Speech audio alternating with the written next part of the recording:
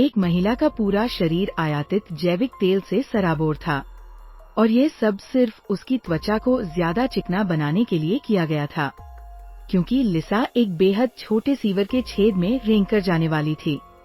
सबके धक्के और खिंचाव के साथ लिसा के शरीर का निचला हिस्सा जबरदस्ती छेद में धंसाया गया। दर्द से वो चीख उठी, लेकिन उसकी श्रोणी, पेल्विस, पास की चट्टान का सिर ही बाहर बचा था। उसने दर्द सहा और अंततः छेद से निचोड़कर निकल गई और पूरी तरह से सीवर में गिर गई। उसका लक्ष्य एक वायरस का एंटीडोट ढूंढना था। दरअसल 1 घंटा पहले एक बड़ा मोटा आदमी अचानक बार में दाखिल हुआ था। वह लगातार खांस रहा था और सीधा शौचालय में चला गया। शुरुआत में किसी ने उस पर ध्यान नहीं दिया, हर कोई अपने काम में व्यस्त रहा। तभी एक आदमी रेस्तरां में आया और अचानक बाहर गोलियों की एक जोरदार बौछार हुई।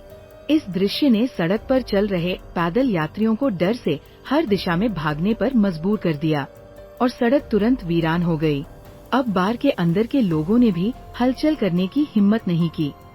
एक वेटर ने पुलिस को बुलाने की सोची तो पता चला कि कोई सिग्नल ही नहीं था। एक दयालु सफाई कर्मी उस आदमी की मदद के लिए बाहर जाना पहले कि वह उसे उठा पाता, उसे तुरंत सिर में गोली मार दी गई और वह सड़क पर निर्जीव होकर गिर गया। अब रेस्तरां के अंदर के लोगों ने हिलने की हिम्मत नहीं की। वे तेजी से बार में हर जगह छिप गए, ये सोचकर कि पुलिस यकीनन जल्द ही उनकी मदद के लिए आएगी। इसी समय लिसा ने टेलीविजन चालू किया, मदद के लिए पुकार लगाने के इरादे से। टेलीविजन पर कोई खबर रिपोर्ट नहीं थी, तो समझदार दाढ़ी वाले आदमी ने सबसे पहले ये निष्कर्ष निकाला कि यह एक सोची समझी डकैती थी। दूसरों ने कहा कि यह एक आतंकवादी हमला है। इसी क्षण धनी महिला ने कुछ असामान्य देखा।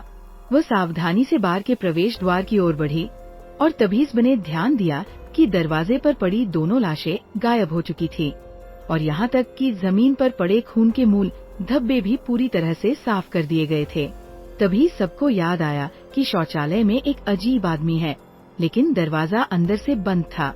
आवेगी दाढ़ी वाला मोटा आदमी शौचालय पर लेटा हुआ था, हाफ रहा था। लिसा ने जमीन पर एक सिरिंज देखी और आदमी के कानों से लगातार खून बह रहा था। ठीक तभी बाहर एक पुलिस की गाड़ियां पहुंची।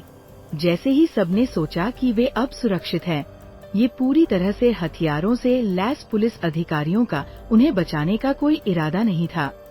इसके बजाय उन्होंने उसका पूरा शरीर असामान्य रूप से सूजा हुआ था।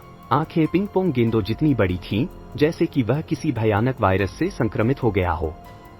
अब सब और भी भ्रमित थे। पुलिस उन्हें बचाने क्यों नहीं आई? और इसका एक बड़े मोटे आदमी से क्या लेना देना था? यह अद्भुत फिल्म द बार की कहानी है।